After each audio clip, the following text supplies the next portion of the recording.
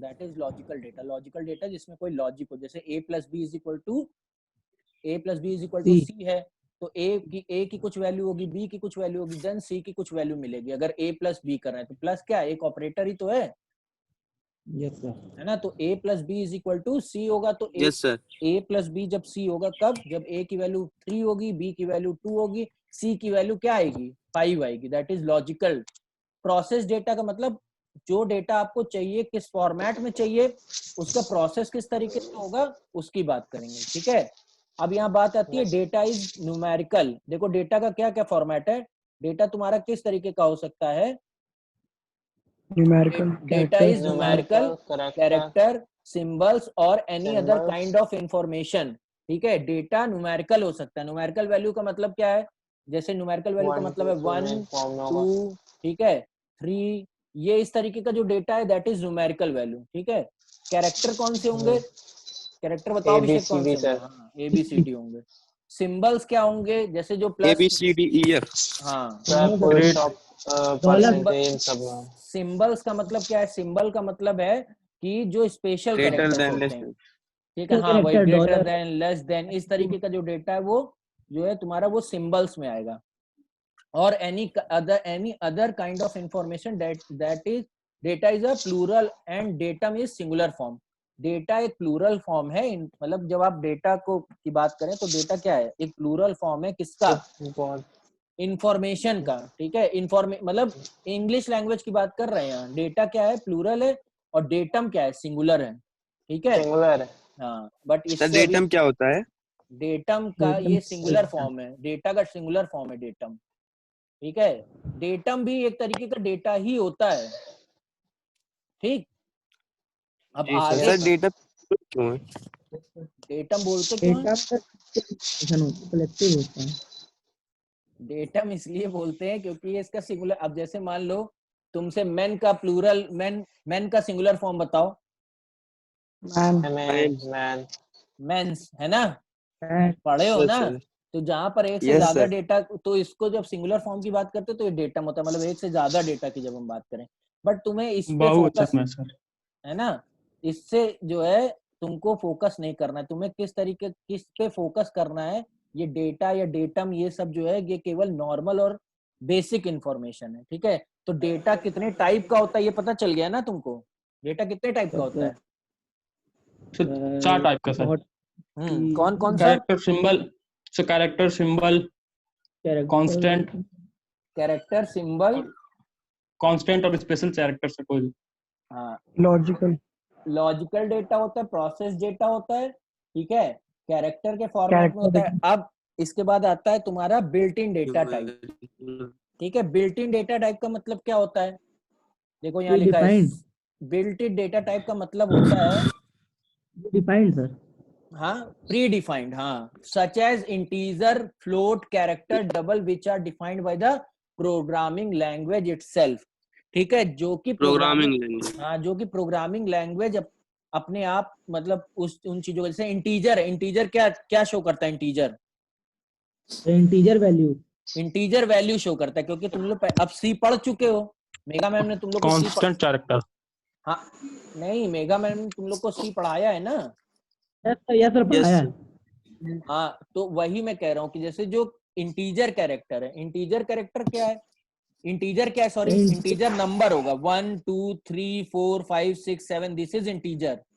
ठीक है, उसके बाद फ्लोट क्या होता है, फ्लोट क्या होता है, डेसिमल में जो होते हैं। हाँ, फ्लोट डेसिमल डेसिमल, में भी पॉइंटर कॉल्ड। जो पॉइंट में हो। ठीक है, कैसे, जैसे 2.3 लिखा है, 4.5 लिखा है, that is float value. Character क्या होता है, कैरेक्टर इसमें अल्फाबेट, अल्फाबेट। डबल क्या होता है, डबल सर, इंटीजर में जो डबल वैल्यू, मतलब कि सर वैल्यू की लार्ज साइज दे सकते हैं, मतलब लार्ज जाता सर पॉइंट के बाद 8 नंबर होते सर डबल में। अच्छा, हाँ, अपनी अपनी इंफॉर्मेशन सब लोग अपने पास रखो। ठीक है, ठीक है, बाकी यहाँ पर जो लिखा है, केवल अभी हम बात कर रहे हैं बिल्ट इन डेटा टाइप की। ठीक है, जो बिल्ट इन डेटा टाइप होता है, बिल्ट इन डेटा टाइप का मतलब ये है, जो जैसे सी प्रोग्राम आप बना रहे हो, ठीक है, तो उसमें कौन पहले कौन तो से डेटा, मतलब इंटीजर यूज कर सकते हैं, फ्लोट यूज कर सकते हैं, कैरेक्टर यूज कर सकते हैं, डबल, ये बिल्ट इन डेटा टाइप है। ठीक है, तो इनको program बिना यूज किए कोई प्रोग्राम हम बना नहीं सकते। नहीं, ठीक है, अब दूसरा आता है user defined data type. User defined data type जो हम डिफाइन करते हैं। कौन डिफाइन करता है? यूजर डिफाइन करता है। Using the set of built in data types, user can define his own data type. ठीक है, अब तुम अपने मन से भी कोई एक डेटा टाइप क्या कर सकते हो? डिफाइन कर सकते हो। ठीक है, अब सब अबे हम यहाँ रखे हैं क्या? अरे भैया म्यूट कर लो, उमर बाकी सभी लोग म्यूट कर ले, जिसका क्वेश्चन होगा वो केवल अनम्यूट करेगा। ठीक है, ओके टाइप डिफ, देखो यहाँ क्या लिखा है, टाइप डेफ स्ट्रक्ट स्टूडेंट। ठीक है, तो ये क्या है? अब ये यूजर डिफाइंड डेटा टाइप का एग्जांपल है। ठीक है, इसमें क्या है, टाइप डेफ स्ट्रक्ट स्टूडेंट, एक हमने जो है यहाँ पर वेरिएबल हम यहाँ पर बनाने जा रहे हैं, टाइप डेफ स्ट्रक्ट स्टूडेंट। इसमें उसका क्या होगा? इंट रोल होगा। इंट रोल का मतलब क्या होगा? उस पर्टिकुलर स्टूडेंट का रोल नंबर होगा। कैरेक्टर नेम में क्या होगा? केवल कैरेक्टर होगा उसका। समझ आ रहा है? ठीक है, कैरेक्टर नेम में क्या होगा? उसका कैरेक्टर होगा। कैरेक्टर नेम का मतलब क्या होता है? जिसमें जैसे नाम हो किसी का, उसका जैसे नाम होगा सर। हाँ, जैसे मान लो कि इंट रोल है, ठीक, इंट रोल में मेरा रोल नंबर हो गया। कैरेक्टर नेम में क्या होगा? मेरा नाम होगा। तो नाम यहाँ होगा। पर जो ये दो लाइंस लिखी हुई हैं, यहाँ पर जो ये दो लाइंस लिखी हुई है, इंट रोल और कैरेक्टर नेम, ठीक है, तो इसका मतलब बस इतना है कि उसका रोल नंबर, यहाँ पर ये टाइप डिफाइन कर दिया गया है, एक स्ट्रक्चर है किसका? स्टूडेंट का। उसका क्या क्या होना चाहिए? रोल नंबर होना चाहिए और कैरेक्टर नाम नेम होना चाहिए, यानी नाम होना चाहिए। नाम किससे लिखते हैं हम लोग? कैरेक्टर से लिखते हैं। कैरेक्टर रोल नंबर किससे लिखते हैं? इंटीजर से लिखते हैं। इंटीजर ठीक है, बट अब तो रोल नंबर में हमारा इंटीजर और कैरेक्टर दोनों होने लग गया है, होने लग गया है। यस ठीक, सर तो वही चीज है। अब इसके बाद आती है बात, हम बात करेंगे इसके आगे कि, पहले ड्राइंग क्लियर कर देता हूं मैं, बड़ी दिक्कत। क्लियर ड्राइंग, ठीक है। अब आगे बढ़ते हैं, हम लोग आगे बढ़ेंगे। सबसे पहले समझेंगे तुम लोग को क्या क्या चीजें समझ आ गई हैं। सबसे पहले कि डेटा क्या होता है। Data is a raw fact. तुमसे पूछा जाएगा डेटा और इंफॉर्मेशन में क्या डिफरेंस होता है, तो data is a raw fact. ठीक है, इंफॉर्मेशन हाँ, इंफॉर्मेशन इज काइंड ऑफ, हाँ, यूजफुल इंफॉर्मेशन, मतलब useful data is known as information, जिसमें हमारा डेटा क्या हो? जो हमारा मीनिंगफुल डेटा हो, जिसको हम अपने किसी टास्क को अकम्प्लिश करने के लिए यूज करें, that is information. That is information. Information. ठीक है, तो अब इसके बाद बात आती है बिल्ट इन डेटा टाइप की। तो बिल्ट इन डेटा टाइप मैंने तुमको बता दिया, integer, character, float, these are built in data type. क्योंकि तुम लोग पहले हाँ, तुम लोग पहले पढ़ चुके हो। हाँ, प्री डिफाइंड तुम लोग पहले पढ़ चुके हो, तो इसलिए ज्यादा इसके बारे में डीप में नहीं जाते, क्योंकि तुमको पता है इंटीजर क्या होता है, कैरेक्टर क्या होता है, फ्लोट क्या होता है, डबल क्या होता है। ठीक है, इसके बाद बात आती है डेटा ऑब्जेक्ट की। तो डेटा ऑब्जेक्ट क्या है? Data object is a term that refers to set of elements. ठीक है, डेटा ऑब्जेक्ट क्या है? डेटा ऑब्जेक्ट है is a term that हाँ is a term that refers to a set of elements. Such a set may be finite or infinite. मतलब data object finite भी हो सकता है और क्या हो सकता है? इनफाइनाइट भी हो सकता है। तो तुमको ये तुमको ये समझना है कि डेटा जो ऑब्जेक्ट है हमारा, वो फाइनाइट भी हो सकता है और इनफाइनाइट हो सकता है। For example, consider a set of student studying in second year of computer engineering. ठीक है, तो अब मान लो जैसे हमारे पास बीएससी आईटी की क्लास है, इसके अंदर नंबर ऑफ स्टूडेंट्स कितने हैं? 23 है या 22 है। तो हमारा ये क्या हो गया? फाइनाइट सेट ऑफ स्टूडेंट्स इसके अंदर हो गए। हाँ, मतलब consider a set of students studying in second year of computer engineering, it is a finite set. ये एक फाइनाइट सेट है, whereas set of natural number is an infinite set. क्योंकि नेचुरल नंबर तो कितने भी हो सकते हैं ना। Yes sir. ठीक है, तो वो तो इनफाइनाइट सेट होता है। तो जब नेचुरल नंबर की बात करें या किसी पर्टिकुलर क्लास की बात करें, जैसे मान लो कि तुम लोग हो, तो सारे टोटल नंबर ऑफ स्टूडेंट्स 23 हैं, तो अगर हम उसकी बात करें तो वो एक फाइनाइट सेट होगा। फाइनाइट और इनफाइनाइट के बीच का डिफरेंस पता चल गया ना तुम लोग को? Yes, sir. Yes, sir. Finite set अच्छा। कौन सा सेट होता है? जिसके अंदर हम टोटल नंबर ऑफ स्टूडेंट्स को क्या कर सकें, गिन सकें। जैसे मान लो हमने, हाँ, तुम लोग 23 हो, तो that means you are in finite numbers, ठीक है। आप फाइनाइट, इनफाइनाइट नंबर जिसमें n नंबर तक जा रहा है। जैसे हम तुमसे कहें कि n नंबर तक हमारे पास क्या है, total number of students n number है, तो हमने गिने ही नहीं है, हमने डिफाइन कर दिया कि इस क्लास के अंदर n नंबर स्टूडेंट्स बैठ सकते हैं। समझ आ रहा है? Yes Yes, sir. हाँ ठीक है। तो अगर समझ में आ रहा है, इतनी चीजें समझ में आई हैं, तुम लोग को नोट देखो कुछ नहीं करना है, इसीलिए मैंने पहले से ही ये दे दिया है तुमको, ठीक है। और हर बार ऐसा ही नोट्स नहीं आएगा, जैसा कि आज मैंने दिया है ऐसा नोट्स नहीं आएगा। उसका रीजन क्या है कि मैं कई बार अपने बनाए हुए नोट्स भी तुमको प्रोवाइड करूंगा, ठीक है। Yes, sir. जिसमें कोई जैसे न्यूमेरिकल सॉल्व करना होगा तो न्यूमेरिकल सॉल्व कर दूंगा, फिर उसको यहाँ शेयर कर दूंगा, फिर एक एक स्टेप समझा दूंगा। समझ आ रहा है? Yes. क्योंकि ऐसा कोई Yes, sir. इक्विपमेंट तो है नहीं हमारे पास जिससे मतलब कि टच पैड हो या कोई ऐसी चीज जिससे हम सॉल्व करते जाए और तुमको समझ में आए। ऐसे हम सॉल्व करके रखेंगे, एक एक स्टेप तुमको दिखाएंगे और तुमको बताने की कोशिश करेंगे कि कैसे ये सॉल्व हो रहा है, ठीक है। अब बात करते हैं, ये हो गया तुम्हारा क्या, डेटा ऑब्जेक्ट। तो डेटा ऑब्जेक्ट समझ में आ गया। ऑब्जेक्ट क्या है? इट इज अ फाइनाइट और इनफाइनाइट सेट ऑफ नंबर्स हो सकता है, ठीक है। Consider a set of student studying in second year of computer engineering. ये फाइनाइट सेट ऑफ नंबर्स की बात हम यहाँ कर रहे हैं। अब बात करते हैं डेटा स्ट्रक्चर क्या है, ठीक है। डेटा स्ट्रक्चर है the combination which describes the set of elements, ठीक है। डेटा, हाँ, डेटा स्ट्रक्चर क्या है? The combination which describes the set of elements together with the description all legal operation is terms as data structure।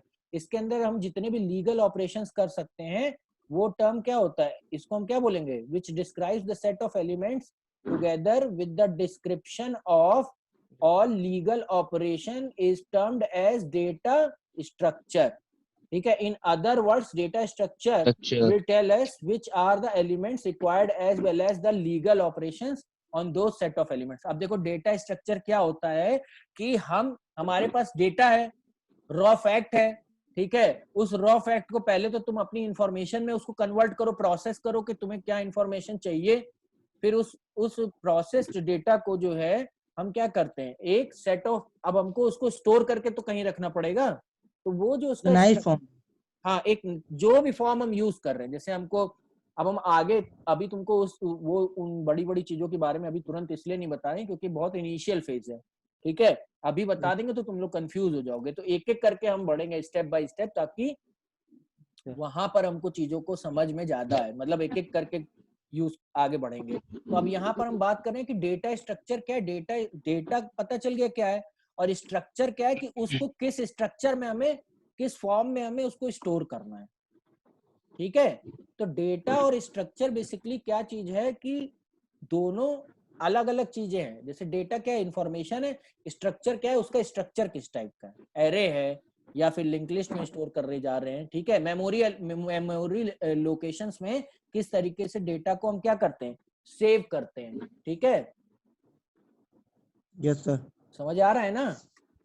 Yes sir, yes. किसी कोई परेशानी अभी तक जो पढ़ाया गया ना? No, sir. ये कौन है? बड़ी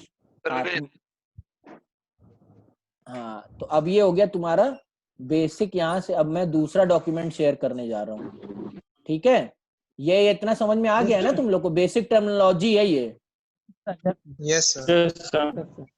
डेटा स्ट्रक्चर, यहाँ पर जो लीगल ऑपरेशंस की बात कर रहा है, लीगल ऑपरेशन की बात ये है कि जैसे मान लो, लीगल ऑपरेशन का मतलब है जैसे जो भी तुम ऑपरेटर इसमें लगा रहे हो, प्लस माइनस या जो भी ऑपरेशन परफॉर्म कर रहे हो, वो लीगल होने चाहिए, मतलब कंप्यूटर की समझ में आने चाहिए वो चीजें। ऐसे कोई ऑपरेशन ना तुम यूज कर लेना जो कि उसको समझी में ना आए, ठीक है। सर ये डाटा स्ट्रक्चर वो प्रोग्रामिंग वाला ही है ना? जी सर। हाँ, डेटा स्ट्रक्चर प्रोग्रामिंग वाला है। समझ आ रहा है? सर सेट ऑफ एलिमेंट क्या है? सेट ऑफ एलिमेंट्स है जो नंबर ऑफ एलिमेंट्स हम इंसर्ट करेंगे। सेट ऑफ एलिमेंट का मतलब है जैसे 1 2 3 4 5 6 7 8 9 10। अब हम तुमसे कहें तुम्हारे टोटल नंबर, तुम समझो इस तरीके से कि टोटल नंबर ऑफ तुम्हारे क्लास में टोटल नंबर ऑफ स्टूडेंट्स कितने हैं? 23। हम कहें हमें जो है 10 से लेकर के 15 तक के बच्चों का, ठीक है। अब रॉ फैक्ट क्या हो गया कि टोटल नंबर ऑफ स्टूडेंट्स हमारे हो गए 23, ठीक। अब हम तुमसे कहें कि कुछ स्पेसिफिक स्टूडेंट्स का हमें डेटा हमें फेच करना है, उसमें है रोल नंबर 10 से लेकर के 15 तक के बच्चों का डेटा हमें फेच करना है, तो उन पर्टिकुलर डेटा को फेच करेंगे जो हम, ठीक है। तो जो नंबर है, जैसे जो क्लास है उसके अंदर जो ये बच्चे हैं, दीज आर द एलिमेंट, ये this is the set of elements, यही सेट ऑफ एलिमेंट्स है। समझ आया? समझ आ रहा है? Yes sir. Adarsh, set of elements का मतलब है कि total number of students present in the class, ठीक है। अभी के लिए ये समझो, बाकी सेट ऑफ एलिमेंट्स में आगे और तुमको एलेबोरेट करूंगा कि सेट ऑफ एलिमेंट से ही हमारा एरे और जो अलग अलग तरीके का जो डेटा स्ट्रक्चर होता है वो बनता है, ठीक है। अब हम बात करने जा रहे हैं दूसरे के अंदर जो वैल्यूज होती हैं वही तो एलिमेंट होता है। अरे तो तुम जानते हो ना, ये आदर्श तो जानता नहीं है। अब उसको क्या पता है एरे क्या होता है? पता है आदर्श, पता है एरे क्या होता है? बोलो। नहीं पता होगा तो फिर अभी अभिषेक जब हाँ सर पता है। हाँ एरे पता है, एरे पढ़ाया है मैम ने उस दिन, यस कह सर, रही पढ़ाया थी। है। हाँ तो तुम लोग कह यस सर, पढ़े रहे हैं। अभी हम पूछेंगे ना कि तुम लोगों ने पढ़ा है, क्योंकि उन्होंने तुम लोग की सारी इंफॉर्मेशन मुझे बता दी है कि तुम पढ़े क्या। होंगे हाँ परेशान ना हो, वो हम पूछ लेंगे उनसे। सर, फाइल मैनेजमेंट तक पढ़ा है हम लोग। हाँ हाँ कोई बात नहीं, एक मिनट रुको, मैं पहले वो पीछे स्क्रीन में को खोल।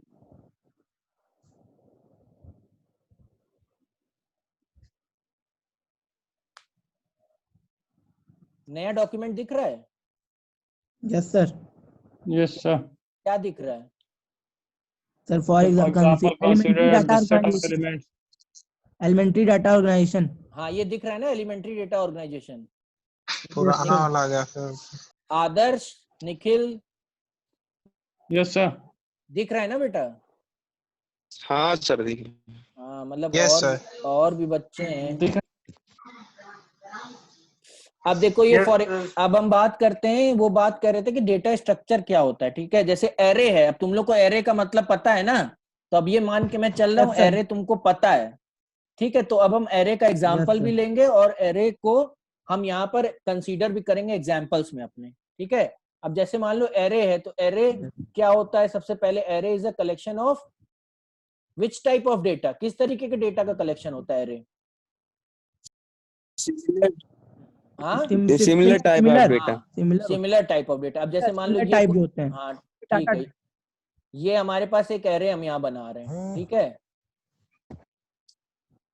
इसके अब देखो जो सेट ऑफ एलिमेंट्स की हम बात कर रहे हैं, जैसे मान लो इसमें लिखा है 0, ठीक, यहाँ लिखा है 1, यहाँ लिखा है 2, ठीक है, यहाँ लिखा है 3, यहाँ लिखा है 4, ठीक। तो ये हो गया हमारे सेट ऑफ एलिमेंट्स। ये क्या हो गए?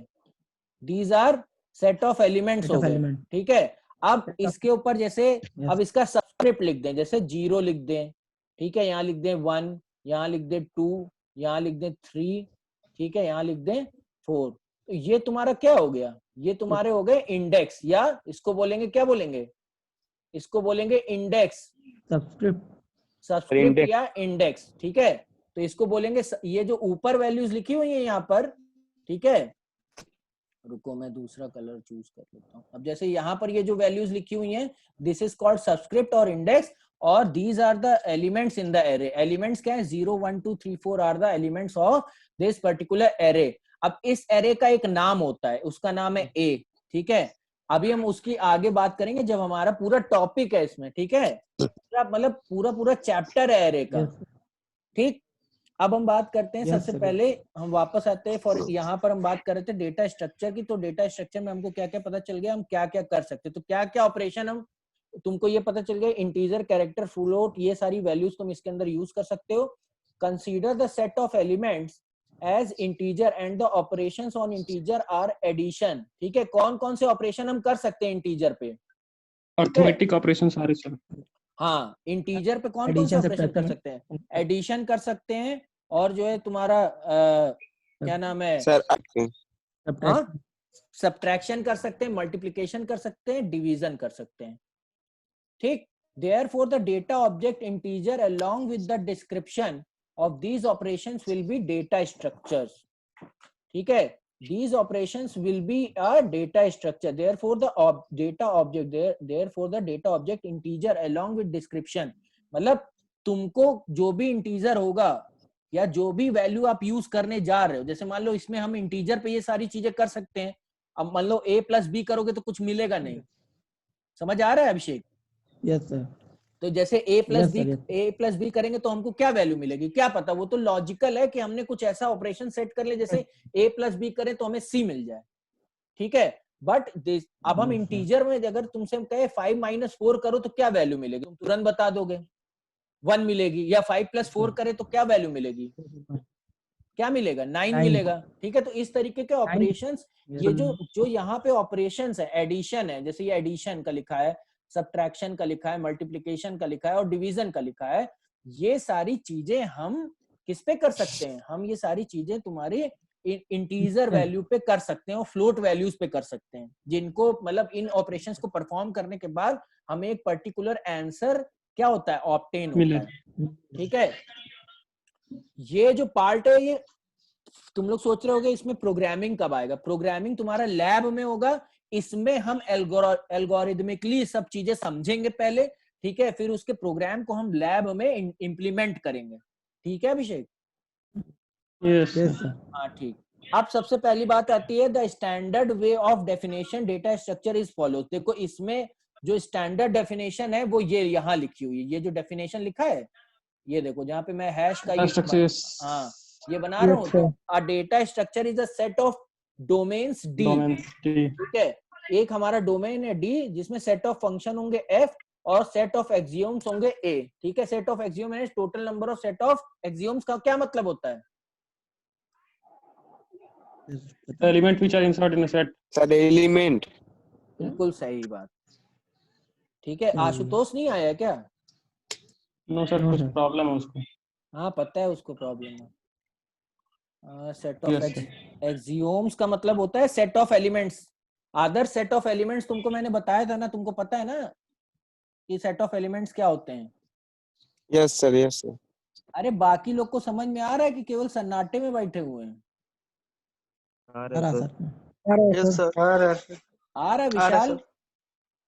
विशाल लग रहा है चला गया. चलो ठीक है, बाकी एक बार मैं पढ़ा देता हूँ, फिर तुम लोग को कोई दिक्कत होगी तो बता देना. अब इसके बाद आता है set of the triple DFA denotes the data structure where D is the domain. F का मतलब क्या होता है, यहाँ पर जो डीएफए लिखा हुआ है, हाँ डी का मतलब है डोमेन. ठीक है, एफ का मतलब है फंक्शन और ए का मतलब है एक्सियोम्स. तो ट्रिपल, हाँ तो डेटा स्ट्रक्चर ये भी लिख सकते हो, the data structure is a collection of D comma F comma A, यानी domains, function and axioms, limits. ठीक है. अब बात आती है सबसे, इसके बाद उसको क्लोज करें, फिर उसके बाद बात आती है एलिमेंट्री डेटा ऑर्गेनाइजेशन. ठीक है, सबसे पहले देखो एक एक करके हम आगे बढ़ेंगे. सबसे पहले हम बात करते हैं डेटा ऑर्गेनाइजेशन कैसे करते. अभी तक तो तुमको क्या क्या पढ़ लिया तुमने. सबसे पहले तुमने पढ़ा कि डेटा क्या होता है. ठीक है, रॉ फैक्ट होता है डेटा. ठीक है, फिर इंफॉर्मेशन क्या होती है वो समझ आ गया, ह्यूमन रीडेबल फॉर्म में होता है सर. हाँ, फिर उसके बाद तुमने पढ़ा डेटा ऑब्जेक्ट क्या है. डेटा ऑब्जेक्ट का मतलब समझ गए ना, जो फाइनाइट और इनफाइनाइट सेट ऑफ होते हैं पर्टिकुलर क्लास में, दैट इज डेटा ऑब्जेक्ट. ठीक है, तो तुम लोग क्या हो, उस क्लास के ऑब्जेक्ट्स हो कि नहीं हो. यस. ठीक है, तो अब बात करते हैं डेटा ऑर्गेनाइजेशन. देखो हमारा जो डेटा ऑर्गेनाइजेशन है, ठीक है, यहाँ पर लिखा है organising data in proper manner makes, एक मिनट रुकना बेटा, हाँ इसको यहाँ से मैं सेलेक्ट कर लेता हूँ. हाँ, data in proper manner makes the program development an efficient process. ठीक है, कोई भी डेटा को जब तक हम एक प्रॉपर मैनर में ऑर्गेनाइज नहीं करते हैं तब तक ये हमारा जो डेटा होता है, जो भी हमारी इसमें प्रोग्रामिंग हम करते हैं, वो प्रोग्रामिंग डेवलपमेंट बहुत कॉम्प्लेक्स हो जाएगी. जैसे मान लो हमने तुमको पूरा कंप्यूटर एप्लीकेशन का डेटा दे दिया और बोला इसमें प्रोसेस करके बीएससी आईटी, बीसीए, एमसीए के जितने टॉप 10 स्टूडेंट्स हैं हर ब्रांच के, वो निकाल के दे दो, और हमने तुमको रोल नंबर वाइज चीजें नहीं ऑर्गेनाइज करके दी, या पर्टिकुलरली उस तरीके से शॉर्ट करके नहीं दी, या इंक्रीजिंग ऑर्डर में या डिक्रीजिंग ऑर्डर में, सॉर्ट करके नहीं दिया तो तुम्हें प्रॉब्लम होगी। समझ आ रहा है?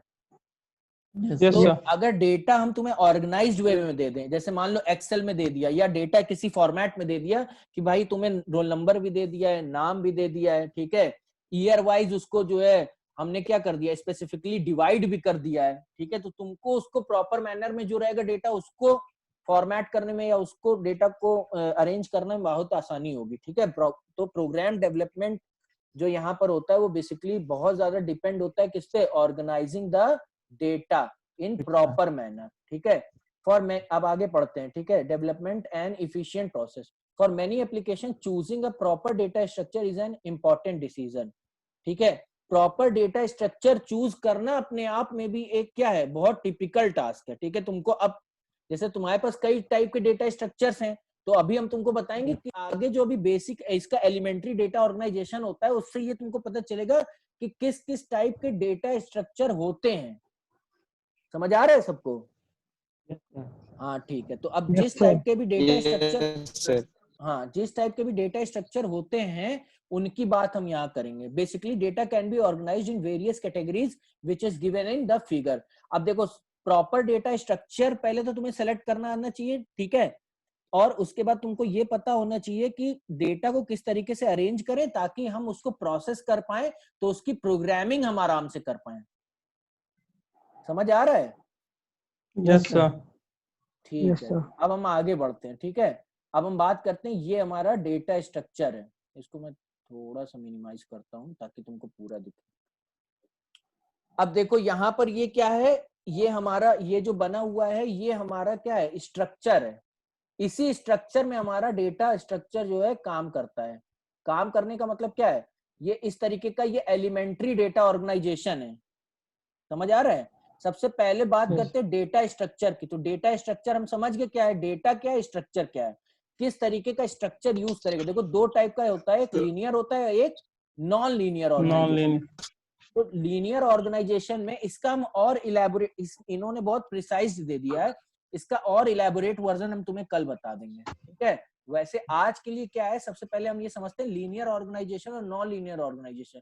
तो लीनियर ऑर्गेनाइजेशन में जो लीनियर फॉर्म में होंगे, ठीक है, लीनियर फॉर्म का मतलब जैसे मान लो कि सीक्वेंशियल फॉर्म में हो, ठीक है, सीक्वेंशियल फॉर्म में हो मतलब एक के बाद एक हम डेटा को क्या करें, एंटर करें, ठीक है। समझ आ रहा है सबको? Yes, sir. जैसे मान लो कि तुम्हारा रोल नंबर है, ठीक, रोल नंबर 1 है, फिर रोल नंबर 2 है, रोल नंबर 3 है, रोल नंबर 4 है, तो उसकी जो एंट्री है वो एक लीनियर फॉर्म में हो। जैसे एरे तुमको पता ही है क्या होता है, एरे पता है ना, तो वो किस मैनर में होता है, वो किस मैनर में होता है, सीक्वेंशियल फॉर्म में होता है। तो that is the part of which data structure, linear organisation. Data structure को हमने दो पार्ट में डिवाइड कर दिया, एक लीनियर ऑर्गेनाइजेशन में, एक नॉन लीनियर ऑर्गेनाइजेशन में, ठीक है। ये जो हम डॉक्यूमेंट जो यहाँ पर हम लोग देख रहे हैं ये बिल्कुल तुम्हारे कोर्स से बिल्कुल रिलेट करता है, ठीक है। तो अब सबसे पहले ये देखो, ये एरे हो गया, लिस्ट में तुम्हारे दो आते हैं, स्टैक्स और क्यूज भी आते हैं, ठीक है। इसी के अंदर लिंक लिस्ट भी आता है, वो भी तुम्हारे इस पर्टिकुलर डेटा स्ट्रक्चर का पार्ट है, इसमें लिखा नहीं है। समझ आ रहा है?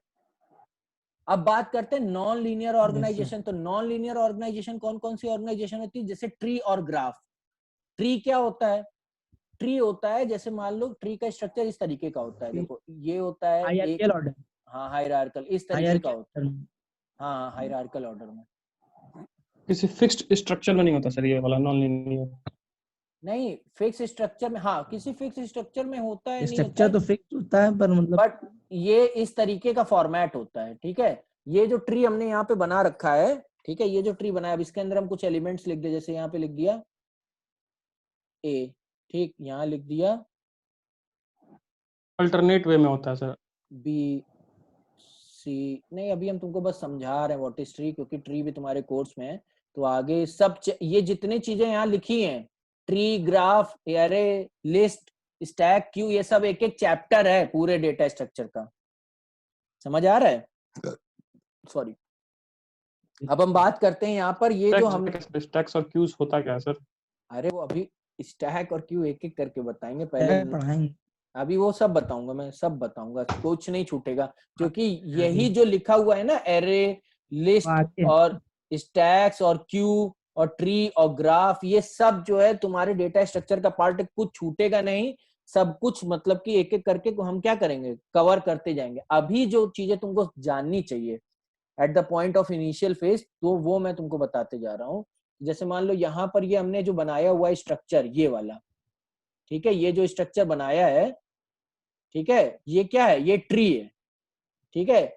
अब ट्री में क्या होता है, सबसे पहले ए क्या है, ये होता है node, this is called node, this is called, ये एक नोड हो गया, ठीक है। और ये इसके अंदर का क्या हो गया, दिस इज कॉल्ड एलिमेंट, ये एलिमेंट हो गया, ठीक है। इसके बाद ये इसका क्या हो गया, अब इसके दो चाइल्ड होंगे, ठीक है, तो दो चाइल्ड है, एक इसका लेफ्ट चाइल्ड है और एक क्या है इसका, दिस इज, ये कौन सा चाइल्ड है, राइट चाइल्ड, ये इसका लेफ्ट लेफ्ट चाइल्ड है, ठीक है। उसके रेफरेंस में बात करना, अब उसके रेफरेंस में बात करोगे तो सॉरी, ये इसका राइट चाइल्ड हो गया, ये उसका लेफ्ट चाइल्ड हो गया, ठीक है। तुम अपने रेफरेंस में बात मत करो, क्योंकि तुम बैठे हो, तुम जिस डायरेक्शन में बैठे हो उससे जस्ट उल्टा होगा उसका डायरेक्शन, समझ आ रहा है? यस सर, यस सर, समझ, तो वो सामने से होगा ना, हाँ, जब तुम उसकी पोजीशन में होगे, मतलब ट्री की पोजीशन में होगे, जैसे मान लो तुम जिस पोजीशन में बैठे हो, तो तुम्हारा जो लेफ्ट हैंड होगा वो उसका क्या होगा, राइट हैंड होगा, हाँ, वो उसका राइट हैंड होगा। तो ये यहाँ पर ये जो है, ये नोड हो गया, इसके अंदर ये सारे जो लिखे हुए हैं ये एलिमेंट हो गए, ए बी सी, ठीक है, और डी ई एफ, ये सब नोड्स हो गए, ये एलिमेंट्स हो गए। इसके अंदर हर नोड का अपना एक एलिमेंट लिखा हुआ है, यहाँ पर बी सी डी ई, ठीक है, ये सारे क्या हो गए, एलिमेंट्स हो गए। तो ट्री का स्ट्रक्चर जो होता है वो इसी टाइप का होता है, ठीक। अब ट्री कई तरीके का होता है, पार्ट में डिवाइड, बाइनरी ट्री होता है, हर एक एलिमेंट, यस सर, बोलो बोलो, कौन बोल रहा था? सर मैं बोला तो सब पार्ट में डिवाइड होते जाते हैं ना सर, ये सब पार्ट में, हाँ, सब पार्ट में डिवाइड हो। तुमसे कहा है कि तुम ज्ञान की गंगा अपनी अपने पास रखो थोड़ी देर के लिए, क्योंकि सबको तुम्हारे जैसे ज्ञान नहीं प्राप्त है, दिक्कत होगी आगे, सबको आगे आगे बोल दोगे तो फिर दिक्कत होगी। होगा क्या जानते हो, अभी इन लोग को इनिशियली फेज में सब कुछ समझाना है हमको, एक एक करके छोटा छोटा बताता जा रहा हूँ। आगे मैं बताऊंगा जब ट्री पढ़ाऊंगा कि लेफ्ट सब ट्री क्या होता है, राइट सब ट्री क्या होता है, क्योंकि अगर हम अभी इसी में फंस के रह जाएंगे तो कोर्स इतना लंबा है ना, खत्म नहीं कर पाओगे इसको, समझ आ रहा है? तो ये अब इसका लेफ्ट सब ट्री हो गया, यानी लेफ्ट चाइल्ड की तरफ जितने भी नोड्स आएंगे, ठीक है, समझ आ रहा है निखिल? लेफ्ट चाइल्ड की तरफ जितने भी नोड्स आएंगे, दीज आर कॉल्ड, जो है तुम्हारे क्या होंगे, अब बताओ क्या होंगे अभिषेक? ये लेफ्ट सब ट्री बन जाएगा पूरा, यहाँ से ये पूरा लेफ्ट सब ट्री होगा, और ये इसका राइट सब ट्री होगा जो इस तरफ बना है। राइट सब ट्री का मतलब है कि राइट से जुड़े, राइट मतलब कि इस पर्टिकुलर नोड, जैसे ये यहाँ पर ये हो गया पेरेंट नोड, इसको हम बोलेंगे पेरेंट नोड, ठीक है। इस नोड के राइट में जितने एलिमेंट्स है, these are the elements of right subtree, ठीक है। और इस नोड के लेफ्ट में जितने एलिमेंट है, these are the elements of left subtree, ठीक। अब हम बात करते हैं, जैसे हमारे सारे एलिमेंट्स है राइट सब ट्री में, बी डी ई सी। अब देखो राइट सब ट्री में जो हमारे एलिमेंट है वो क्या क्या है, बी डी ई, ठीक है। तो ये जो नोड है ए, ठीक है, ये नोड इस पर्टिकुलर नोड बी के लिए क्या होगा, ये नोड ये पर्टिकुलर, इसका और इसके बीच में क्या होगा, पेरेंट होगा ना सर इसका, तो ये और इसमें क्या रिलेशन होगा, ए और बी पेरेंट होगा। हाँ, ये जो बी होगा सर वो ए का सब नोड होगा, सब नोड भी होगा, और ये इसका पेरेंट भी होगा, ठीक है। अब जैसे सी क्या है, सी जो है वो ए का क्या है, चाइल्ड है, चाइल्ड, ठीक है। वाइसे वर्सा, जैसे ए सी का क्या है, पेरेंट है, पेरेंट है। आदर्श समझ में आ रहा है तुम्हारी? क्यों आदर्श? सर हाँ सर आ रहा है ना। अब जैसे बी है, तो बी से अगर हम ई की बात करें तो बी के रेफरेंस में बी और ई के रेफरेंस में बात करें तो ई क्या है, बी का चाइल्ड, हाँ, ये चाइल्ड है, ये पेरेंट है। मैं जहां पी लिख रहा हूं ये पेरेंट हो गया, ठीक है। ये इसका लेफ्ट, ये इसका राइट चाइल्ड हो गया, ये इसका लेफ्ट चाइल्ड हो गया, ठीक है। अब इसकी बात करें तो ये इसका कौन सा चाइल्ड है, ये इसका राइट चाइल्ड, हाँ राइट चाइल्ड होगा, तो राइट चाइल्ड, हाँ राइट चाइल्ड है। तो ये हम बात करेंगे तो ये इससे इसका क्या कनेक्शन है बी से, ये इसका बी से चाइल्ड है, कनेक्शन है, चाइल्ड का चाइल्ड है। है। अब हम बात करें कि डी का ए से क्या कनेक्शन है, उसका पेरेंट ये होगा ग्रैंड पेरेंट। हाँ ये इसका ग्रैंड पेरेंट होगा, ठीक है, ठीक है। सी से डी का क्या कनेक्शन है, सी से डी का क्या कनेक्शन है, सी से डी का sir same sir, grandparent. Grand उसका पेरेंट नहीं होगा parent सर, ये होगा पेरेंट होगा। अंकल, अंकल होगा सर। हाँ that is correct, that is C is uncle. हंसने वाली बात नहीं है, सही बोल रहा है वो, सी इसका अंकल है, क्योंकि बी और सी क्या है, आपस में सिबलिंग्स हैं, बी और सी ब्रदर, भाई भाई भाई बहन है, ठीक है। भाई अब भाई। देखो तुम लोग इस चीज को ऐसे समझो कि तुम हो, ये तुम हो गए, ठीक है, या ये तुम्हारे पेरेंट्स हो गए, ठीक है। अब पेरेंट्स के जितने भी चाइल्ड्स हैं वो एक हायरार्किकल ऑर्डर में बढ़ेंगे, समझ आ रहा है सबको जो मैं कहना चाह रहा हूँ। तो वो जो हायरार्किकल ऑर्डर Yes, बढ़ेगा sir. वो इसी तरीके से बढ़ेगा, यस सर यस ठीक है। बट वो वाला जो हमारा मतलब कि जो हमारा ट्री है फैमिली का, वो यहाँ स्पेसिफिकली फॉलो नहीं होगा, ठीक है, क्योंकि किसी के दो चाइल्ड हो सकते हैं, सर यही वाला मुझे समझ नहीं आ रहा था। हाँ किसी के 2 चाइल्ड हो सकते हैं, किसी के 3 हो सकते हैं, किसी के 4 5 भी हो सकते हैं, ठीक है। तो यहाँ पे जो टोटल नंबर ऑफ चाइल्ड, हम ये जो ट्री बात कर रहे हैं, ये ट्री बेसिकली क्या है, ये बेसिक ट्री, इसको बाइनरी ट्री बोलते हैं। बाइनरी में क्या चीजें होती हैं, बाइनरी में 2 चीजें होती है, एक होता है 0 और दूसरा होता है 1, होता है। तो दो ही चीजों को हम कंसीडर करते हैं। तो बाइनरी ट्री का मतलब क्या है, तो बाइनरी ट्री में हम इसमें केवल 2 ही एलिमेंट्स, यानी उसके पर्टिकुलर नोड से, मतलब उसके पेरेंट से जो यहाँ हम कनेक्शन बनाएंगे, ये केवल 2 ही होंगे, ठीक है। और हर नोड के केवल 2 चाइल्ड होंगे, ठीक है, डिपेंड करता है। बट बाइनरी ट्री में कई तरीके का बाइनरी ट्री होता है, फुल बाइनरी ट्री होता है, कंप्लीट बाइनरी ट्री होता है। तो उसमें डिपेंड करता है कि किसी नोड का, जैसे मान लो यहाँ पर सी का एक ही नोड है, तो वो किस टाइप का ट्री होगा, फुल बाइनरी ट्री होगा कि कंप्लीट बाइनरी ट्री होगा। तो कंप्लीट बाइनरी ट्री का मतलब होता है जिसमें सभी नोड्स के 2-2 चिल्ड्रन हो, समझ आ रहा है, यानी कोई भी नोड, जैसे ये नोड हो गया, अब ये जो नोड है इसको बोलेंगे, क्या बोलेंगे, पेरेंट नोड बोलेंगे। अब ये हमने पेरेंट, चाइल्ड और अंकल के कॉन्टेक्स्ट में बात कर ली। अब हम बात करते हैं कि इसका जो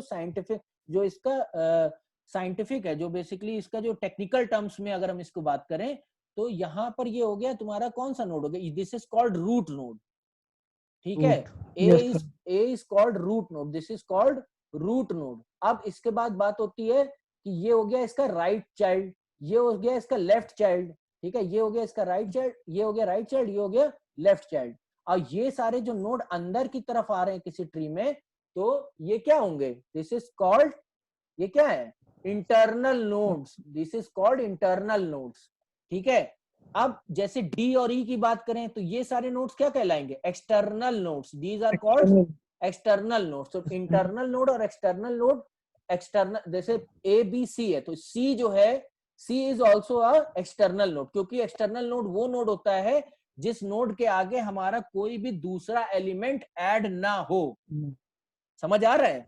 और इसको हम लीफ नोड भी कहते हैं, LEAF, लीफ का मतलब होता है पत्ती, ठीक है, वो वहां उसके आगे कुछ नहीं है उसमें, ठीक है, लीफ नोड है। इसके बाद एंड पॉइंट है, मतलब इसके आगे कुछ नहीं है। अब जैसे मान लो अगर हम डी के आगे और इसको एक्सपेंड करते जाएं, ठीक है, यहाँ पर भी एक कोई एलिमेंट ऐड कर दें, फिर यहाँ पर भी ऐड कर दें, फिर ई में ऐसे ही और ऐड करते जाएं, ठीक है, ये हो गया। सी में भी ऐड कर लिए कुछ एलिमेंट्स, मतलब यहाँ पे कुछ नंबर नाम तुमने लिख दिए, जैसे ABCD, अब यहाँ लिख दिया EFGHIJKLM, सब भर दो। तो जो लास्ट वाले एलिमेंट्स आएंगे, मतलब ये वाले जो नोड्स हैं, ठीक है, दीज आर कॉल्ड, हाँ ये सब जो एक्सटर्नल नोड्स, हाँ ये जितने ये सब लीफ नोड है, एक्सटर्नल नोड कह लो इनको, लीफ नोड कह लो। और जितने अंदर एलिमेंट्स आ रहे हैं, ठीक है, ये बी है, सी है, डी है, ई है, जैसे बी क्या होगा, ये इंटरनल नोड होगा, ठीक है। और अगर इसके आगे, जैसे सी के आगे ये 2 जोड़ दिए हमने, ठीक है, तो ये तुम्हारे क्या होंगे, ये अगर सी के आगे 2 जोड़ दिए, then it is called internal node. But अगर सी के आगे दो नोड्स नहीं है, तो ये क्या कहलाएगा, ये कौन सा नोड, एक्सटर्नल नोड हो जाएगा, समझ गए। तो अब ये बात हो गई, Yes, sir. Yes, ये sir. तुम्हारी बात हो गई किसकी, ट्रीज। ट्री क्या होता है, Nodes, ठीक है। trees. ग्राफ क्या होता है, ग्राफ में हम चीजों को पॉइंट, मतलब कि कई तरीके का ग्राफ होता है। एक होता है यूनी डायरेक्शनल, ठीक है, एक होता है बाई डायरेक्शनल, ठीक है। तो ग्राफ जो है तुम्हारा क्या हो सकता है कि ग्राफ में हम डायरेक्शंस, बेसिकली डायरेक्शंस के आधार पे हम ग्राफ को क्या करते हैं, अलग अलग करते हैं, ठीक है। Represent करते तो ग्राफ हम पढ़ेंगे आगे। ये हमने तुम्हें ट्री का यहाँ पर बता दिया कि ट्री क्या होता है। अब आगे बात आती है ग्राफ। ग्राफ बहुत कुछ ज्यादा चीज नहीं है इसमें, इसको हमने पढ़ना है। जैसे ग्राफ है यहाँ पर, एक बना के दिखा देता हूँ, नहीं तो तुम लोग कहोगे कि सर उसका एग्जांपल बताए, इसका नहीं बताया, ठीक है। अब जैसे यहाँ लिखा है ए, ठीक, यहाँ लिखा है बी, यहाँ लिखा है सी, ठीक। तो ये ए बी सी जो है तुम्हारा क्या हो गया, ए बी सी, ये एक तरीके का ग्राफ है। समझ आ रहा है, नहीं समझ आ रहा है? रुको बताता हूँ, अभी नहीं समझ में आएगा। आ रहा है सर। रुको रुको रुको, आ रहा है तो जा नहीं रहा है ना। देखो ग्राफ जो है तुम्हारा इस तरीके का हो सकता है। इसमें देखना कैमरे में सब लोग, ये जो ना ये दिख रहा है, Yes, sir. Yes, sir. ये ग्राफ है, देखो। Cyclic graph sir. हाँ, साइक्लिक ग्राफ सर। ये साइक्लिक ग्राफ है। फिर ये साइक्लिक ग्राफ, ग्राफ पढ़ा है तुम लोगों ने कहीं? Yes sir. ग्राफ पढ़ा है? हाँ, तो graph is a Yes, sir. Collection of vertices and edges. Graph क्या है, कलेक्शन है किसका, वर्टिसेस और एजेस What का, is this? और एजेस Yes, का sir. कलेक्शन है, ठीक है। अब इसमें जैसे A B C D E जो हमने तुमको दिखाया यहाँ पर, देखो इसमें क्या है, ये वाला जो ग्राफ है, इसमें देखो ये नोड्स बने V1 V2 V3 V4 V5 V6 V7 बने हुए हैं, Yes, sir. दिख रहा है? अच्छा, तुम Yes, लोग को sir. सीधा दिख रहा है, उल्टा दिख रहा है? सीधा दिख रहा है सर। हाँ ठीक है। तो V1 V2 V3 V4 V5 V7 ये सब जो ग्राफ, ये जो नोड्स बने हुए हैं, दीज आर कॉल्ड नोड्स, ठीक है। ये सारे नोड्स हो गए, ठीक है। अब इनको इस तरीके से लिखते हैं, G is equal to V1 V2 V3 V4 V5 V6 V7, मतलब total number of elements, total number of nodes होंगे, ठीक है। नोड्स को हम बोलते हैं वर्टिसेस, समझ रहे हो? जो ग्राफ में Yes, sir. जो ग्राफ में हमारे नोड्स होते हैं उनको हम बोलते हैं वर्टिसेस। और जैसे कि यहाँ पर हम बना दें, अगर ये हो गया एक नोड, दीज आर वर्टिसेस, दूसरा नोड, तीसरा नोड, चौथा नोड। तो यहाँ लिखा V1, ठीक है, V1 हो गया, V2 हो गया, ये हो गया V3 हो गया, ठीक, ये हो गया V4। समझ आ गया? तो ये क्या हो गए, ये वर्टिसेस हो गए। समझ आ रहा है?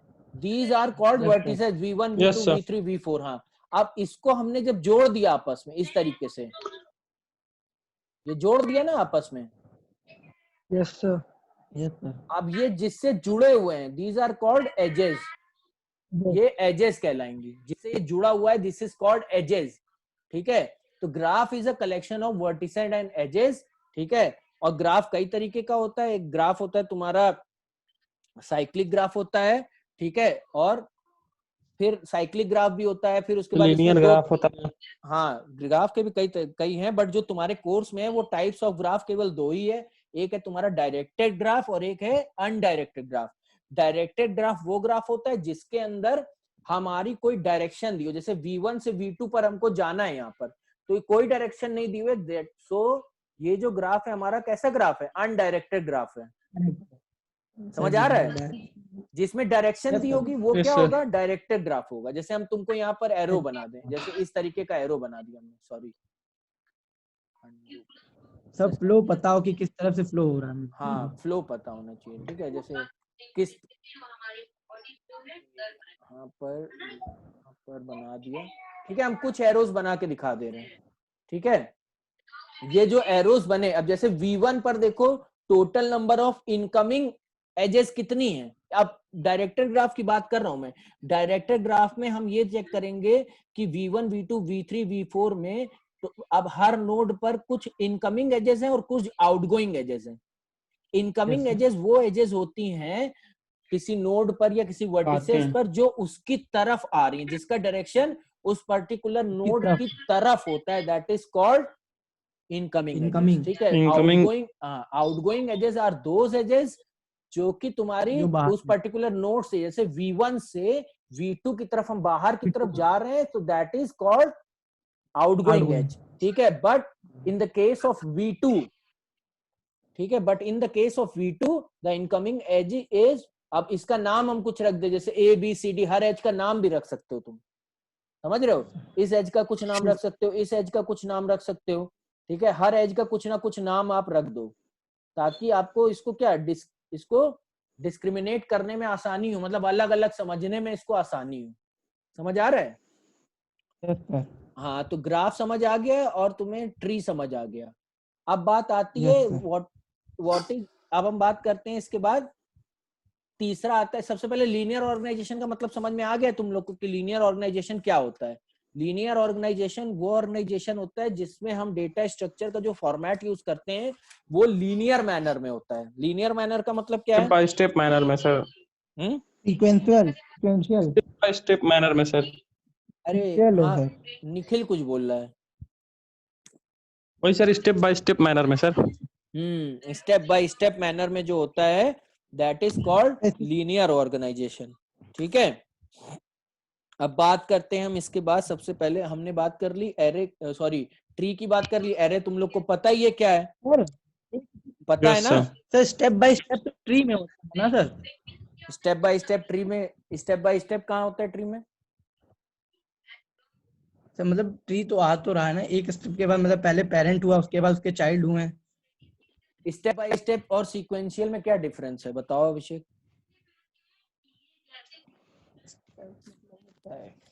वो भी सीक्वेंशियल ही होता है ऑब्वियसली, सर। ट्री वाला भी तो स्टेप बाय स्टेप होता है, लेकिन सर उसमें स्ट्रक्चर से बस थोड़ा डिफरेंस होता है। कॉम्प्लेक्स करने की किसी चीज को क्या जरूरत है भाई, हमको समझ में नहीं आता है। तुम अभिषेक क्यों इतना कॉम्प्लेक्स कर देते हो? स्टेप बाय स्टेप हो, सीक्वेंशियल हो, स्टेप बाय। अब हम तुमसे पूछे what is the difference between continuous and contiguous, अब बताओ कॉन्टिगुअस और कॉन्टिन्यूअस में क्या डिफरेंस होता है, बताओ बताओ अभिषेक। पढ़े हो ना तुम कंप्यूटर, बताओ कॉन्टिन्यूअस और कॉन्टिगुअस में क्या डिफरेंस है?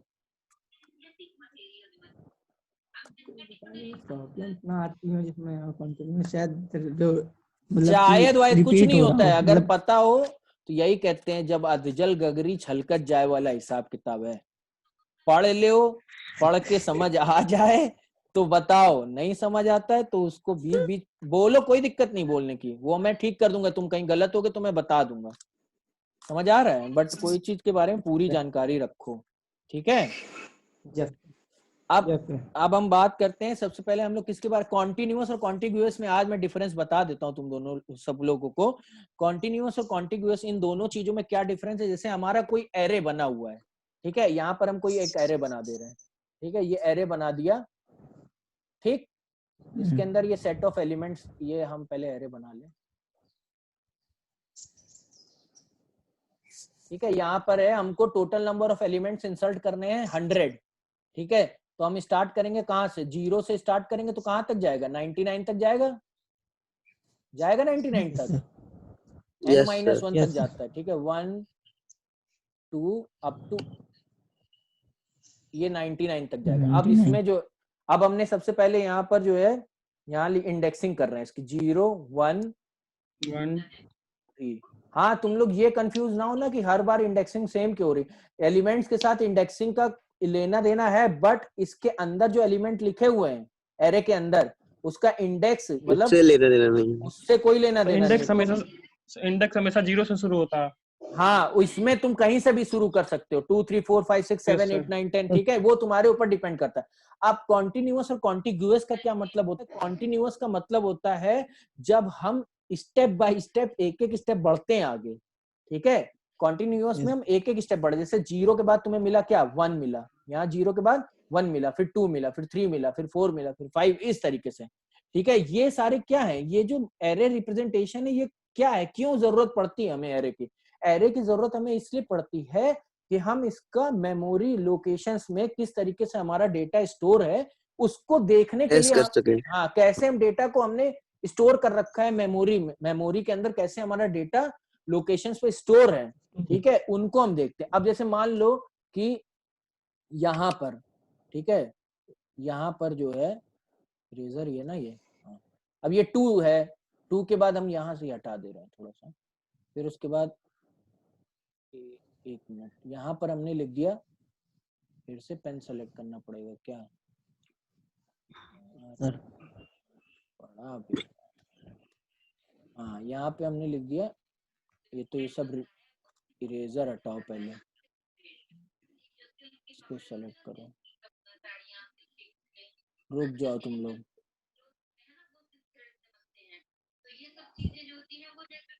यही सब तो दिक्कत होती है। देखो अब यहाँ हमने लिख दिया 3, तो कॉन्टिग्यूअस का मतलब होता है कि इस पर्टिकुलर लोकेशन पे, यानी इस लोकेशन पे कोई एलिमेंट है, नहीं है, कोई एलिमेंट है इस पर्टिकुलर लोकेशन पे। बट कॉन्टिग्यूअस का मतलब क्या होता है कि जैसे 0 1 3 फिर 4 ना मिले, कोई मतलब 4th इंडेक्स पे जो एलिमेंट लिखा हो वो ना मिले, फिर 5th इंडेक्स पे जो एलिमेंट लिखा हो वो मिल जाए तुमको, ठीक है। तो कॉन्टिन्यूअस मैनर में नहीं मिल रहा है कि 1 by 1 तुमको, अल्टरनेटिव, हाँ ऑल्टरनेटिव भी हो सकता है, बट उसका कोई ऑल्टरनेटिव मतलब कि एक तरीके से ऑल्टरनेटिव भी नहीं है वो, तो जंपिंग मैनर में होता है सर। हाँ मतलब तुमसे पूछा गया कि एरे ए 20th पोजीशन पे क्या एलिमेंट है, तो उसको तुमको उसको अगर देखना होगा तो तुम 1 by 1 हर इंडेक्स पे जाओगे, उस वैल्यू को कंपेयर करोगे, फिर देखोगे उस पर्टिकुलर वैल्यू, वो वैल्यू जो तुमको दी गई है जिसका तुमको सर्च करना है, ठीक है। ये भी एक टेक्निक है, सर्चिंग एक टेक्निक है। सर्च करोगे, देखोगे कि अगर वो एलिमेंट उस पर्टिकुलर लोकेशन पे अवेलेबल है तो तुम उसको कंपेयर करोगे, देखोगे हाँ ये वही एलिमेंट है, देन कंप्यूटर ऐसे ही तो काम करता है, हमारी तरह थोड़ी ना कि हमने देखा हाँ कि हाँ अच्छा 99 तो 99 हमें समझ में आ गया ना 99, पर कंप्यूटर कैसे समझेगा 99 जब तक वो उसको इक्वल ना कर ले या किसी चीज से कंपेयर ना कर ले। जैसे तुमसे बोला गया 88 सर्च करके बताइए किसी एरे में, नंबर ऑफ एलिमेंट्स उसमें क्या है 88 है, तो एरे के अंदर 88 पोजीशन पे जाने के लिए क्या करना पड़ेगा, एक एक करके हर पोजीशन पे हम जाएंगे और जो हमारा डिजायर्ड आउटपुट है उसको क्या करेंगे, कंपेयर करेंगे। समझ आ रहा है? कंपेयर करेंगे। कंटिन्यूअस और जो कॉन्टिन्यूअस छोड़ेगा वो, जो स्पेस छोड़ेगा वो ब्लैंक, आपने जो बताया वो नल हो जाएगा, वहां पर कोई वैल्यू नहीं है, वो बढ़ता जाएगा जब तक उसको 88 नहीं मिलेगा। नो सर, पर अगर हम लोगों ने यहाँ पे स्पेस छोड़ी तो ये हमारे एरे में इंक्लूड होगा। जो स्पेस हमने छोड़ दिया ये प्री डिफाइंड है, साइज तो प्री डिफाइंड है, एलिमेंट्स नहीं है तो क्या हुआ, साइज तो गार्बेज वैल्यू हो जाएगी ना सर। हाँ वो गार्बेज होगा, वो गार्बेज वैल्यू होगी, बट वो क्या होगा प्री, अब जैसे हमने प्री डिफाइन कर दिया भाई 100 नंबर का हमें एक एरे हमने सेलेक्ट कर लिया है, ठीक है। अब हम तुमसे कहेंगे कि जो है कॉन्टिग्यूअस का मतलब बता रहा हूं, कॉन्टिग्यूअस का मतलब जो कॉन्टिन्यूअसली ना मिले, ठीक है ना, उसका आंसर अल्टरनेटिवली है ना कुछ और है। कॉन्टिग्यूअस का बस मतलब इतना है कि जो तुम्हें कॉन्टिन्यूअस फैशन में ना मिले। समझ आ रहा है? उसकी जगह सर कुछ और भी हो जाए, मान लीजिए जहां आपने स्पेस छोड़ा है उसकी जगह पे 3 हो और वो आगे तक जाए, मतलब 100 एलिमेंट की आपने स्पेस दी हो, पर वो वैल्यू हम लोग को कहीं तक भी ले जा सकते हो, मतलब उस स्पेस में जितनी वैल्यू है वो ले जा सकते हैं। तो अगर मान लीजिए उसमें कंटिन्यू, तो स्पेस नहीं, बोलते रहो। तो स्पेस का सर पूछ रहे हैं कि अगर वो स्पेस मान लीजिए वैल्यू ना हो वो वाली, तो वहां पे स्पेस छोड़ देगा कि वो आगे बढ़ जाएगा? वो स्पेस छोड़ेगा नहीं, कंपेयर करेगा। जब गार्बेज मेमोरी एलोकेशन तो दिखाएगा, जब मेमोरी एलोकेशन में उस पर कोई लोकेशन है ही नहीं, कोई एलिमेंट मेमोरी एलोकेशन कंटीन्यूअस रहेगा। हाँ मेमोरी एलोकेशन तो कंटिन्यूअस ही रहेगा, वो बढ़ता जाएगा कम। तभी तो तुमसे कह रहे हैं कि कैसे तुम इसमें कितने सारे ऑपरेशंस हैं, जब तुम सर्च करोगे, शॉर्ट करोगे, जब उस पर कोई टास्क परफॉर्म करोगे, ठीक है। अब जैसे तुम्हारा क्वेश्चन है कि सर वो खाली वाली वैल्यू को क्या करेगा, जब वहां पे कोई वैल्यू ही नहीं तो वो गार्बेज वैल्यू में डालता जाएगा। अब वो गार्बेज कलेक्टर जो है करता है कि बाद में जब हमें जगह की जरूरत पड़ती है हमारे पास, अगर मान लो कि हमने साइज बढ़ाया, तो सबसे पहले उन वैल्यूज को फिल करेगा जहां पर ब्लैंक होगा। समझ आ रहा है? ठीक है। उसका कॉन्सेप्ट ही दूसरा है। यहाँ पर जो मैं समझाना चाह रहा हूँ तुम उस कॉन्सेप्ट को इस कॉन्सेप्ट से रिलेट ना करो। कॉन्टिन्यूअस और कॉन्टिग्यूअस का मतलब, कॉन्टिन्यूअस का मतलब होता है एक एक करके सारे एलिमेंट्स तुमको मिलते जाए। कॉन्टिग्यूअस का मतलब होता है जहां पर कॉन्टिन्यूअस खत्म हो जाता है, मतलब कॉन्टिन्यूअस नहीं, 1 by 1 तुमको एलिमेंट्स ना मिले। ठीक है, तो कभी भी टू अपन मैनर में सर। अब कौन सा मैनर आया ये? अल्टरनेटिव नहीं है ऑल्टरनेटिव नहीं है। ठीक है, तुम लोग के अपने मैनर है, सब कुछ अपना ही बना देते हो। अब बात आती है, अब बात आती है, ये हो गया लिस्ट। लिस्ट में होता है स्टैक और क्यू। स्टैक का क्या मतलब होता है बताओ भाई? अभिषेक बताएंगे। अभिषेक, स्टैक पढ़े हो तुम लोग? यानी बहुत मार खाओगे तुम। स्टैक पढ़े हो? स्टैक नहीं पढ़े सर, नहीं पढ़े हैं सर। स्टैक मैम बोल रही थी पढ़ा है? नहीं पढ़ाया सर, पूछ लीजिएगा मैम से, नहीं पढ़े। स्टैक नहीं पढ़े हो? स्टैक का कुछ नहीं पढ़ा ना। और क्यू का क्या मतलब होता है? क्यू भी पढ़े हैं, मतलब होता है कि लाइन वाइज। हाँ, क्यू का मतलब लाइन वाइज आ गया ना। तो क्यू जैसे मान लो तुम रेलवे काउंटर पे गए कहीं, ठीक है, तो रेलवे काउंटर पे तुमने लाइन लगाई, तो अब सबसे पहले मान लो कि रेलवे रिजर्वेशन काउंटर पे खड़े हैं, हम खड़े हैं, अभिषेक खड़े हैं, आदर्श खड़े हैं, ठीक है, आशुतोष खड़े हैं, निखिल खड़े हैं, सब लोग खड़े हैं। और सबसे पहले मैं पहुंचा वहां पर क्यू में, खड़ा हो गया जाके और टिकट अपनी बुक कराने लगा, तो मैं फर्स्ट इन हुआ ना उस क्यू में। Yes sir. तो मैं फर्स्ट इन हो गया। मैं पहले अभी तुमको एक एग्जांपल देके समझा रहा हूँ। मैं फर्स्ट इन हो गया मतलब मैं सबसे पहले जाके खड़ा हो गया। अब मेरे पीछे करके एक एक करके आएंगे, पहले निखिल आएंगे या जिस भी मैनर में तुम लोग आओगे, तो तुम हम लोग एक क्यू है, उस क्यू के हम लोग क्या हो गए? हम सब लोग एक सेट ऑफ एलिमेंट्स हो गए। ठीक है, वो सेट ऑफ एलिमेंट्स क्या है कि क्यू का ऑपरेशन जो परफॉर्म होता है वो परफॉर्म होता है फर्स्ट इन फर्स्ट आउट के आधार पे। फीफो बोलते हैं इसको, फर्स्ट इन फर्स्ट आउट के आधार पे होता है। First out. ठीक है, फर्स्ट पहले मतलब, उसका काम पहले होगा। हाँ, first come first serve basis सुने हो ना, कि पहले आइए और पहले पाइए, मतलब फर्स्ट इन आइए और फर्स्ट आउट जाइए। मतलब जितनी जल्दी आप वहां पहुंचेंगे उतनी जल्दी आपका काम होगा, उतनी जल्दी आप फ्री हो जाएंगे। तो क्यू का मतलब इसमें क्या होता है कि क्यू में इस तरीके का एक फॉर्मेट होता है। ठीक है, ये होता है हमारा क्यू। ठीक है, इसमें इस तरीके से एलिमेंट होते हैं। इसमें एक ऑपरेशन होता है इंसर्शन और डिलीशन, समझ आ रहा है? तो इंसर्ट यहाँ पे देखो, इसमें इंसर्ट कहाँ से होता है? यहाँ से इंसल्ट होता है। ठीक है, बैक है ये इसका। ठीक है, बैक से क्या होगा? इंसल्ट होगा। और फ्रंट से क्या होगा? यहाँ से इंसल्ट होगा और यहाँ से क्या होगा? यहाँ से क्या होगा? डिलीट होगा। तो एक एक करके एलिमेंट्स हमारे इसी में आ गए। जैसे कमल आए तो कमल यहाँ खड़े हो गए। ठीक, ये हमारी काउंटर है। ठीक है, काउंटर है सर। हाँ, ये के कमल आ गए, यहाँ खड़े हो गए, फिर आदर्श आ गए, फिर उसके बाद अभिषेक आ गए, फिर निखिल आ गए। ठीक है, ये 4 लोग यहाँ खड़े हैं। तो सबसे पहले कौन आया था? सबसे पहले कमल सोनी आए थे। तो कमल सोनी यहाँ पहुंचे और अपना टिकट बुक करा करके वापस तो इस लाइन में जाएंगे नहीं, वापस जाएंगे तो सारे जो लोग खड़े हैं तो वो क्यू क्या हो जाएगी? फिर वो गड़बड़ हो जाएगा, फिर वो फॉर्मेट फॉलो नहीं करेगा। तो अब जब कमल आए और कमल का काम हो गया, तो कमल कहाँ से जाएंगे? यहीं से तो हट के जाएंगे। तो ये हो गया फर्स्ट इन। सबसे पहले कौन एंटर किया था? कमल सोनी एंटर किए थे। तो फर्स्ट इन कमल सोनी हुए, फिर फर्स्ट आउट भी कौन हुए? कमल सोनी हुए। ठीक, तो ये हो गया तुम्हारा, ये एग्जाम्पल है किसका? क्यू का। ठीक है, अब स्टैक की बात करें तो स्टैक के लिए सबसे पहले सबके घर में बकेट्स होंगी। बकेट्स हैं सबके घर में? माने बाल्टी? हाँ, बाल्टी। हाँ बाल्टी है। अब जैसे मान लो कि तुम्हारे पास कुछ सेट ऑफ बॉल्स हैं यहाँ पर। ठीक है, कुछ सेट ऑफ बॉल्स हम बना दे रहे हैं। जैसे ये ए। अच्छा, प्रोबेबिलिटी सर, प्रोबेबिलिटी सर। नहीं बेटा, गलत है। Last in first out sir. बिल्कुल सही है, आदर्श समझ गए।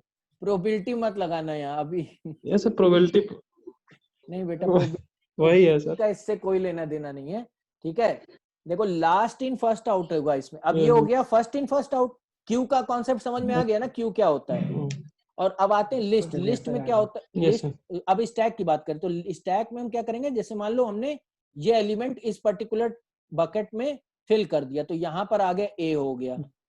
ए हो गया, ए हमारा एंटर हो Yes, गया। sir. अगला जो Yes, sir. एलिमेंट है वो एंटर क्या करना है, ठीक है, B. अगला एलिमेंट जो मान लो B. बी एंटर करना है, तो इसमें हम बी ले आएंगे। ठीक, अगला एलिमेंट जो इंसर्ट करना है वो क्या होगा, सी, C. सी एंटर कराएंगे। सी। ठीक है, सी एंटर करा लेना, सी, चलो भाई इसके अंदर सी एंटर हो गया। तो सबसे लास्ट में क्या एंटर हुआ है, C. सबसे लास्ट में C. एंटर हुआ है C. तुम्हारा सी। तो C. अब सी सबसे लास्ट में C. एंटर हुआ है, बट अगर मान लो कि हमें अब इसमें से जो ऑपरेशन करना है, हमने इसमें दो ही देखो, दो जो ऑपरेशन होते हैं इंसर्शन और डिलीशन, इसमें भी है। ठीक है, अब इसके बाद जब हम इंसर्ट कर दिया, अब हमको डिलीट करना है। अब जैसे तुमसे कहा गया तो बी को डिलीट करना है, तो बी को डिलीट करने के लिए पहले तुमको सी को डिलीट करना C को पड़ेगा, delete देन करो। बी को डिलीट करोगे। समझ आ रहा है कि नहीं आ रहा है? तो अब ये Yes, sir. लास्ट इन का मतलब ये लास्ट हो गया, सी सबसे लास्ट में एंटर हुआ यहाँ पर। ठीक है, और सबसे पहले डिलीट क्या होगा, सबसे मान लो एक एक C करके होगा। सारे एलिमेंट्स एबीसी में सारे एलिमेंट्स तुमको डिलीट करने हैं स्टैक में। तो सबसे पहले जो एलिमेंट डिलीट होगा वो क्या डिलीट होगा, C होगा सर। B. सी C डिलीट D, होगा, C होगा। सी डिलीट होगा। तो लास्ट इन हुआ है सी, और इसकी प्रायोरिटी मैं लिख दे रहा हूँ यहाँ, ये 1 पोजीशन पे है, ये 2nd पोजीशन पे है, ये 3rd पोजीशन पे है। इस तरीके से समझना ऐसे। ठीक है, ये 1 हो गया, ये 2nd हो गया, ये 1 हो गया, ये 2nd हो गया, और ये 3rd हो गया। थर्ड होगी। होता है ना सर इंटर रिलेटेड डाटा के लिए जो एक दूसरे से रिलेट करते हो। हाँ हाँ, ठीक है, समझ आया। अब ए बी सी Yes, है, sir. Yes. सी को हम यहाँ से क्या करेंगे, सी यहाँ से डिलीट हो जाएगा, यानी लास्ट इन फर्स्ट आउट हो जाएगा, यानी सबसे पहले लास्ट इन ये हुआ और फर्स्ट आउट यही होगा। यही होगा। समझ आया? Yes, sir. Yes, sir. ठीक है, तो यहाँ से अब ड्राइंग क्लियर कर रहा हूँ मैं, किसी को कुछ नोट वोट तो करना नहीं होगा। No, sir. क्या करोगे, मैं जब पढ़ाऊंगा तो नोट, तुम लोग नोट ना करो अभी। तो ये यहाँ पर जो एलिमेंट्री डेटा स्ट्रक्चर है तुम लोग को समझ में आ गया है कि लीनियर ऑर्गेनाइजेशन में होता है, नॉन लीनियर ऑर्गेनाइजेशन में होता है। ठीक है, दो टाइप का होता है, लीनियर में हम एरे और लिस्ट की बात कर रहे हैं, और नॉन लीनियर में हम बात करते हैं एरे और नॉन लीनियर बात करते हैं ट्री और ग्राफ की। तो ट्री ग्राफ समझ में आ गया, एरे तुम लोग को पहले से पता है ना सबको? Yes, sir. Yes, ठीक sir. है? और लिस्ट क्या, लिस्ट के दो पार्ट है, स्टैक और क्यू, वो भी मैंने तुमको क्लियर कर दिया है, थोड़ा बहुत बता दिया। ठीक है, अब हम बात करते हैं। सर हाँ सर लिस्ट और एरे में क्या अंतर है? अरे एरे का रिप्रेजेंटेशन किसी और तरीके से है, स्टैक और क्यू का रिप्रेजेंटेशन अलग तरीके का है, यही डिफरेंस है। उसका रिप्रेजेंटेशन मतलब डेटा स्ट्रक्चर का ऑर्गेनाइजेशन अलग अलग है, उसका है वो भी सीक्वेंशियल फॉर्म में, दोनों ही सीक्वेंशियल फॉर्मेट में। बट अब जैसे एरे में तुम इंसर्शन करा रहे हो तो डिलीशन कहाँ से होगा? ठीक है, डिलीशन और जो अलग अलग ऑपरेशन से ये डिफर करते हैं, ये सारे ऑपरेशन जो हम इन पे करेंगे वो डिफर होंगे थोड़े थोड़े। ठीक है, अब जैसे क्यू में देखो, अब लिस्ट का ही दो पार्ट है, स्टैक और क्यू, है ना? बट क्यू में जो हम स्टैक और क्यू की बात हम कर रहे हैं, तो स्टैक में हम जो इंसर्शन कर रहे हैं और क्यू में जो हम इंसर्शन कर रहे हैं या डिलीशन कर रहे हैं, उसका अलग तरीका है, इसका अलग तरीका है। वो लास्ट इन फर्स्ट आउट है और ये फर्स्ट इन फर्स्ट आउट है। समझ आ रहा है कि नहीं? तुम्हारा नेटवर्क में कुछ प्रॉब्लम है आदर्श। एरे सर क्या है? Array is a collection of Elements, set of elements. हाँ, array is a collection of set of elements, मतलब सिमिलर सर काइंड वो ऑफ पता डेटा है, तो। हाँ सर वो पता है, जैसे सर स्टैक में हो गया लास्ट इन फर्स्ट आउट और क्यू में हो नहीं गया नहीं, first in first out. Sir ये एरे में हाँ क्या हाँ, क्या होगा? एरे में डिलीशन इंसर्शन होता है, ठीक है, बट डिलीशन इंसर्शन जो एरे होता है, अब हम एरे का यूज हम किसी और तरीके से करते हैं। आगे जो हमारे डेटा स्ट्रक्चर होता है, वो डेटा स्ट्रक्चर में हम एरे का यूज, जैसे हमें किसी एरे में नंबर ऑफ एलिमेंट्स इंसर्ट करने हैं तो हम फ्रंट से ही इंसर्ट करेंगे। ठीक है, अब कोई नंबर हमारे पास नहीं, सर एरे में तो जिस एड्रेस पे चाहे वहां पे हम इंसर्ट कर सकते हैं सर। हाँ तो अब करोगे तो वहीं पर ही ना, जिस एड्रेस पे चाहोगे उसी एड्रेस पे कर पाओगे, पर 1 by 1 ही तो करोगे। वो कई तरीके का होता है, 1 डायमेंशनल एरे होता है और 2 डायमेंशनल एरे होता है। तो 1 डायमेंशनल एरे की बात अगर हम करें, जैसे हम तुमसे बोले A1 पोजीशन पे एलिमेंट को इंसर्ट कराना है, ठीक है, पहले या तुमसे कहें A5 पोजीशन पे कोई एलिमेंट इंसर्ट कराना है, तो सबसे पहले तुम जो चेक करते हैं, मतलब स्टार्ट करते हैं तो A0 से करेंगे, फिर A1 A2 A3 A4, फिर A5 पोजीशन पे हम पहुंचेंगे एकदम से। ये तो वही बात हो गई ना कि कंप्यूटर किस तरीके से इसको, तुमको इसको अपने एस्पेक्ट से तो समझना है, बट इंसर्ट करने के लिए कंप्यूटर कैसे चलता है आगे, समझ आ रहा है?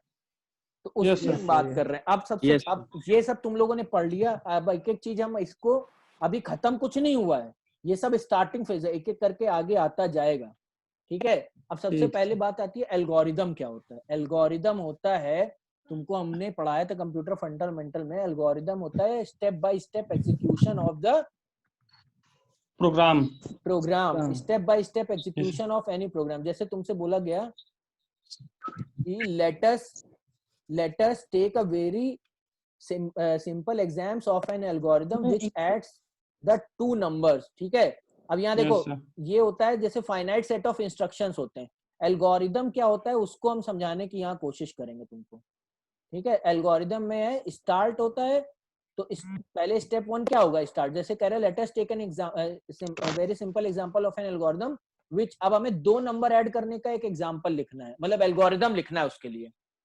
यही हमने तुम लोग को कंप्यूटर फंडामेंटल में लिखवाया था, याद करो। यस सर लिखवाए थे ना। तो स्टेप 1 में क्या होता है, स्टार्ट लिखेंगे। एल्गोरिदम ऐसे ही लिखा जाता है जैसे ये लिखा हुआ है पूरा, ये देखो English language simple English language होती है, ठीक है। और उसी सिंपल इंग्लिश लैंग्वेज में हम इसको क्या करते हैं, लिखते हैं, ठीक है। ड्राइंग क्लियर हो गई।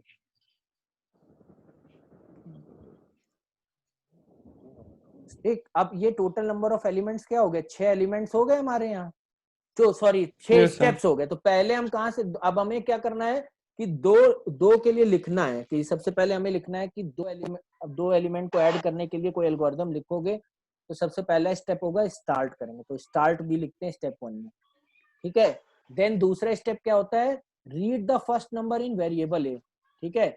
पहले वेरिएबल ए क्या है, वेरिएबल ए क्या होता है, वेरिएबल ए सर मतलब कोई वैल्यू इसमें हम लोग दे सकते हैं, असाइन कर सकते हैं, ठीक है, हाँ सही है। फिर उसके बाद सेकंड नंबर इन वेरिएबल बी, मतलब ए की वैल्यू 0 1 2 3 4 5 6 7 8 9 10 की मतलब कुछ भी हो सकती है, बी की कुछ भी वैल्यू हो सकती है।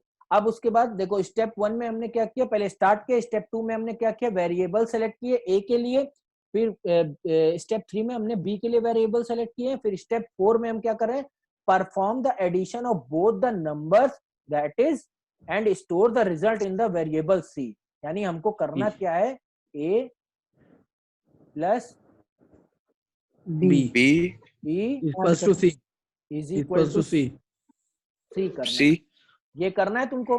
तो ए के लिए कुछ नंबर्स होंगे, बी के लिए कुछ नंबर होंगे, और उसका जो रिजल्ट परफॉर्म होगा वो क्या होगा, सी में आएगा, ठीक है। सी में होगा और उसे प्रिंट करेंगे। Perform the addition of both the numbers. अब एडिशन परफॉर्म करना है तो ऑपरेटर भी तो लगाना पड़ेगा, तो ये ऑपरेटर हमने लगा दिया प्लस का, ठीक है।